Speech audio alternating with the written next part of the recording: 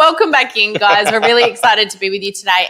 And we've got a topic that is a little bit close to heart, but one that is probably, I would say this is the crux of a lot of the training that we do. And that is we often teach people how to identify their target customer, but we wanted to talk today about why that matters.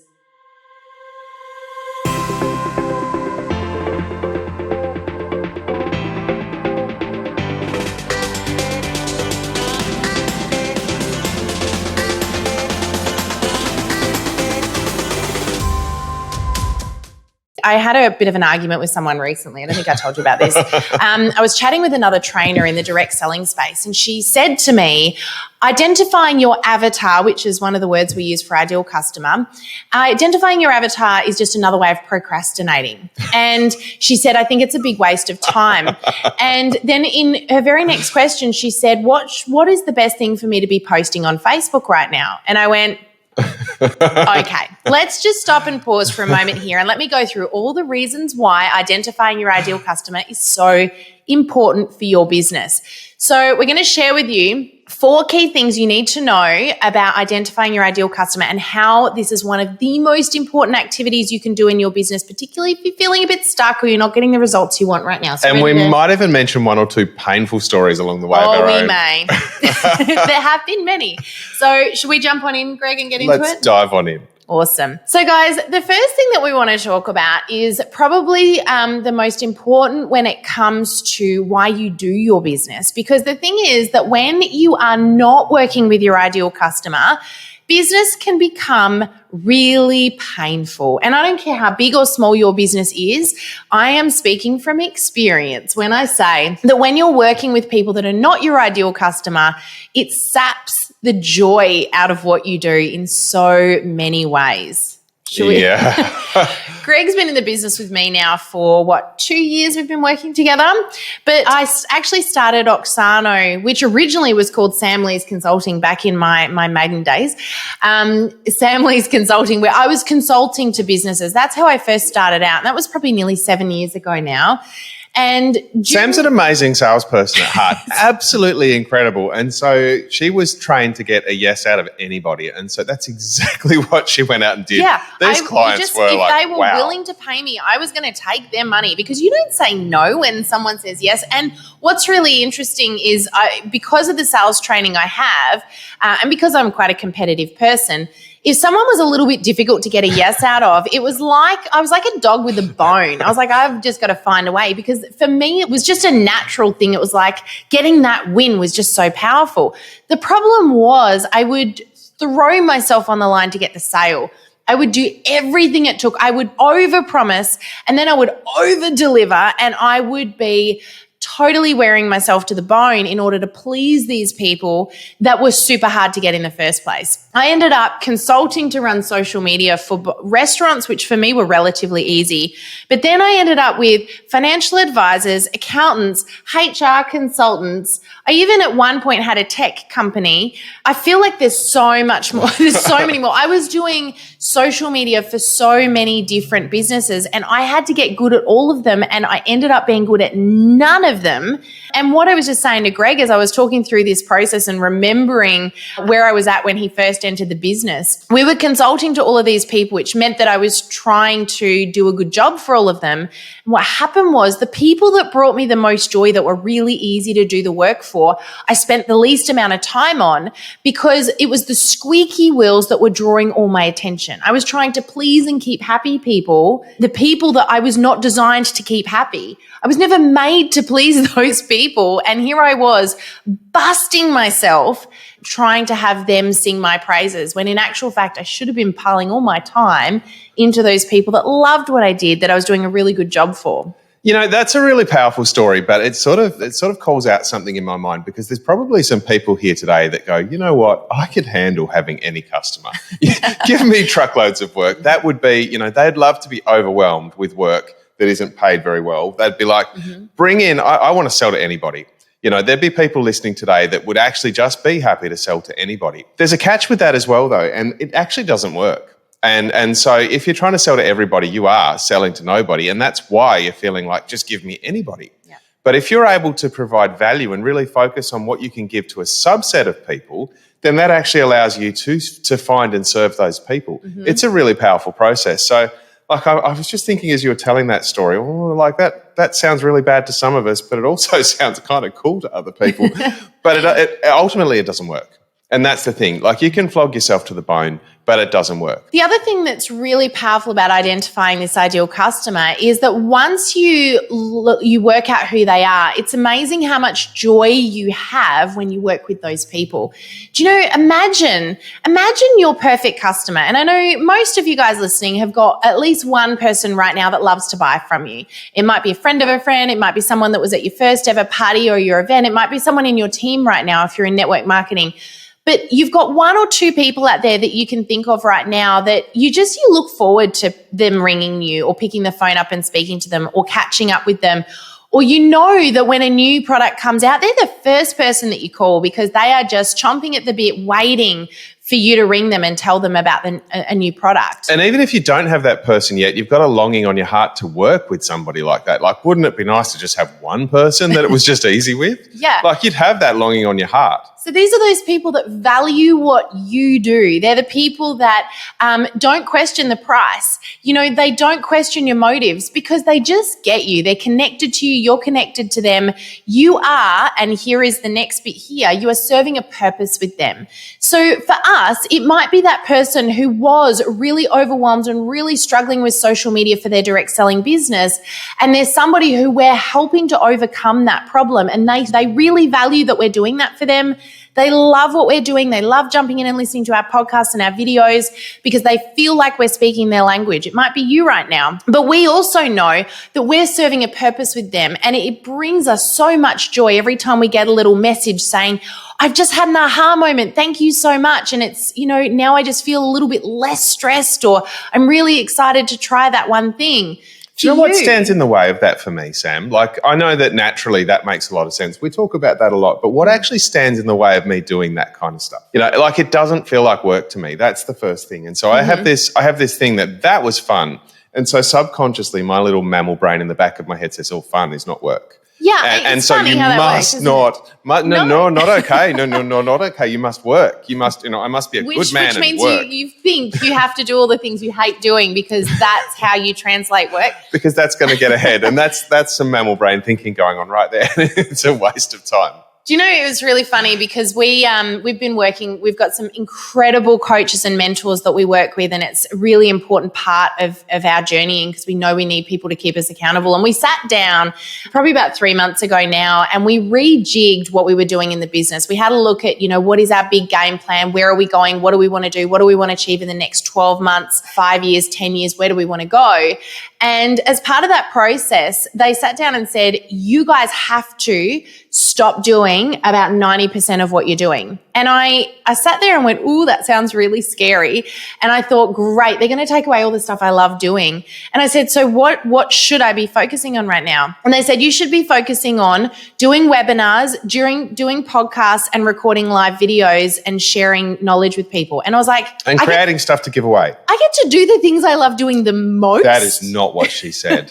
Sam kicked up. Like, she's like, oh, you kicked and kicked and kicked. Because I love doing it so much that I thought there was no way that it was okay for me to be spending time doing those things. And I'm exactly the same. Like, look at me back as exactly the same because I do the same thing. I think we all do. I think that subconsciously nearly, unless you're like a 300 zillionaire, this is going to be a challenge for all of us. And it comes back to that feeling around guilt and that feeling around that work is work and that we can't have joy. But I guess that's what we're here to challenge you with in this point right now is that actually if you can do the things that bring you joy, that actually energizes you. And if you're working with people that bring you joy, then that energy rubs off on them and gives them value. And so that becomes really key. So the first thing to me about why your ideal customer matters is because you bring each other joy. And that's bringing love into the world. And I think that's what we're here to do. It's all about love. But guess what happens next? And this is our very next point. The next reason that it's really important to identify who your ideal customer is, because once you do, multiplication happens for a number of reasons. The first thing is you're really clear. You know exactly who you're going for. So it makes it so much easier to find them because it's not kind of like I'm fishing in the ocean and Anybody with a pulse. Anything with a pulse or will maybe do. not a pulse. So let's actually, here, I've just come up with an analogy, just like that. We call this Sam Live. If you go fishing in the ocean, right, and you know what you want to catch, you use a particular lure, a particular bait, right? I'm liking You this. like this. I'm already liking You probably even use a certain boat because different boats do different things. You might have a trawler. You might be using a dinghy. You know, you might be scuba diving. If you're going to go for crayfish, you're certainly not going to go from the boat, right? You're going to go diving to go get your crayfish, or you might use pots. But the point is that you're going to be using particular bait, particular tools. And it's the same thing when it comes to identifying your ideal customer. If you just say, I want anything and everything that is swimming, then you're going to end up, number one, catching rubbish. Number two, you're going to be eating something you don't want to be eating. You know, you're going to end up with in your fish and chip shop analogy. Did you use that on the different podcast? But, you know, you guys get where we're going here. The point is that if you know what you're after, it's easier to go find it. Now, the other thing that happens, and I'm going to come back to that mention you just made of energy, where you talked about when you are in a state of joy and you're excited and you love the people you work with, how much more fun is it to find more of those people? What's really interesting is that's actually magnetic. As soon as we got really clear about who we were working with, and let me tell you, this was not an easy process. I did kick and scream when we sat down. We had a really serious marketing or business planning meeting where it was like do or die. We're either shutting the doors on this business or we need to get really, really serious about who we're here to serve. And it was actually Greg and our coach against me, where I'm going, I just anyone that gives me money, I'll take it because we need it. And these guys were going, hell no, you are working your backside off for people that you shouldn't be working with right now, that don't value what you do. And it was that moment where I got asked one quick question. It was like, you have to answer fast. And Charlie, if you remember, actually said to me, Sam, if you could pick out of all these different businesses you work with, and remember what I said, we had HR, we had accountants, we had restaurants, we had tech companies, we had tourism companies, I had a clothing brand, I had everything. And he said, if you could pick one and it was the only one you could ever work with for the rest of your years, who would you pick? And straight away I went direct selling. Immediately, because it was the business I knew I could provide the most value to. It was the business I knew valued me the most. And the people that I worked with, for me, they wanted to learn the most. Out of all those real estate was the other one. That was horrific. The thing was, direct sellers, you guys have got an incentive to learn to do social media. You come to us because you want to learn from us and you want to grow your business. I had real estate agents that were coming to us because their boss told them they had to and they were getting paid to. And that is an incentive. That's quite depressing, really, when you think about it. So the point is that as we got clear on this, number one, it took a great big weight off my shoulders. Number two, it was a lot easier to find. Number three, it gave me purpose in what I was doing. Number four, I had more joy. And the next thing that happened was almost instantaneously, business started coming to us.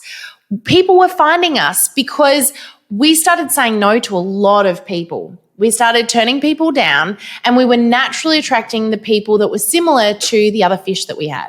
Yeah, now there's a bit of a challenge here that I'm seeing because I can imagine that there's people listening to this podcast and going, yeah, but that's Sam. Let's be honest, that's Sam and she's different to me and I can see how that could work for her. No, I'm not. Well, this is, I want to bring it, but I want to bring it back to being relatable because you're in a different part of the journey to the people that we're speaking to. And some of the people that are listening are going to have a doubt that that's possible for them.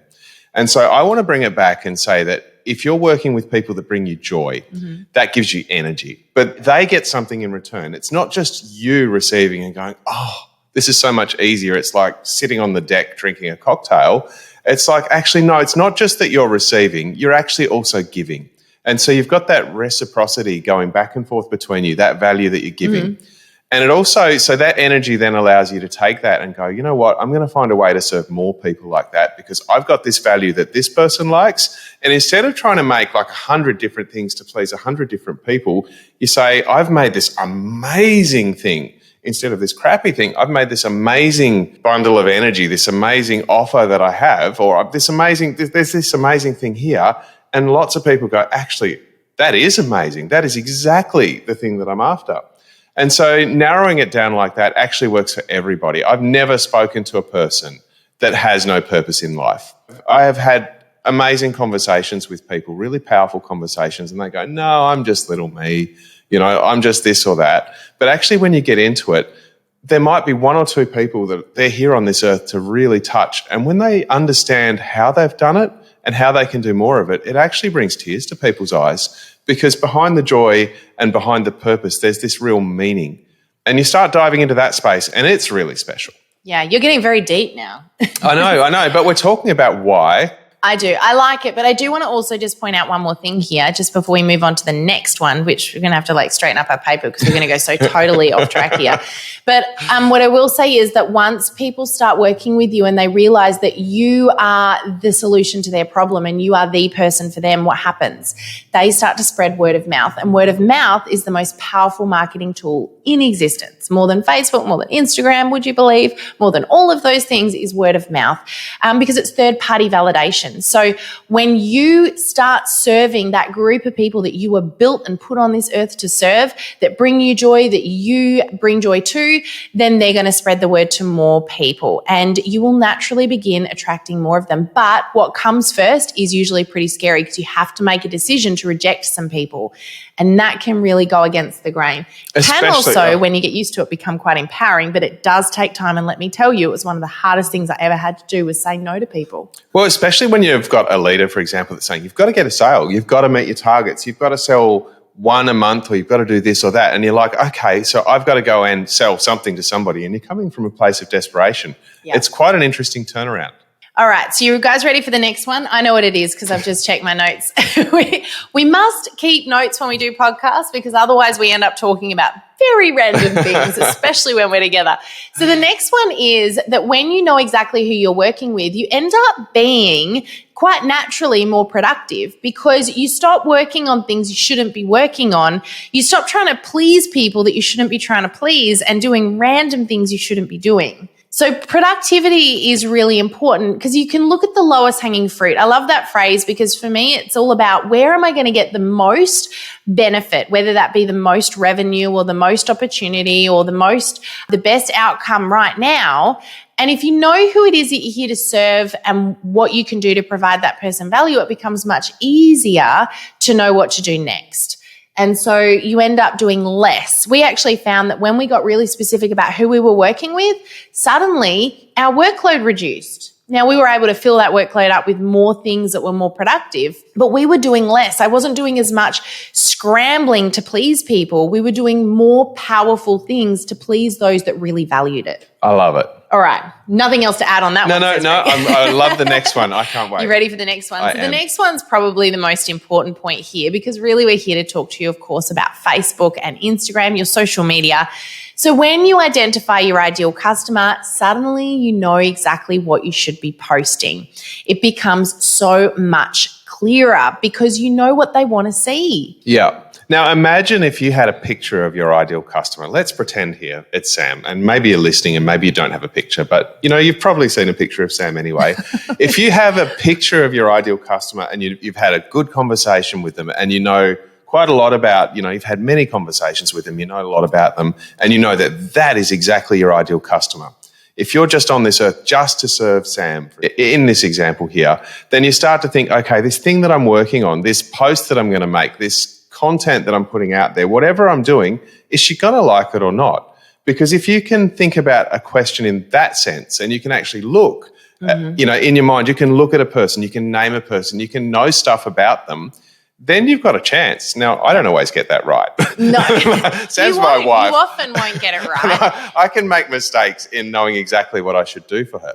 But when I'm coming from a place of actually thinking about her and thinking about, okay, what am I supposed to, what would be wonderful? What would be valuable to this person sitting right next to me? That's really helpful. Whereas if I'm just going, what could I throw out there in the world? It becomes really purposeless. And so when you're sitting there and you're going, right, I want to do a post, you can go, okay, what's the name of my ideal customer? Oh, yeah, cool. Is it going to be relevant to them? So think about Oprah. I mean, Oprah, we did a little webinar a while ago where we spoke about Oprah being one of the world's greatest influencers. And the reason that she is that is because she is super, super clear about who her ideal customer is. And any time that she ever got out there on stage, she would identify first and foremost, will my ideal customer appreciate this? Will they want to watch this? How do I get them to watch this? What do they want to see right now? Now, I challenge you, when you put your next post out there on social media, ask yourself the question, even name your ideal customer, give them a cool name that you feel relates to them, and ask yourself the question, does so-and-so want to see this? Will they be interested in this? Or is it just about me? Or am I randomly plonking this out there for no real reason? And then when you get feedback from the post, let's say you get heaps of interaction, heaps of questions and comments. Why did so-and-so love it?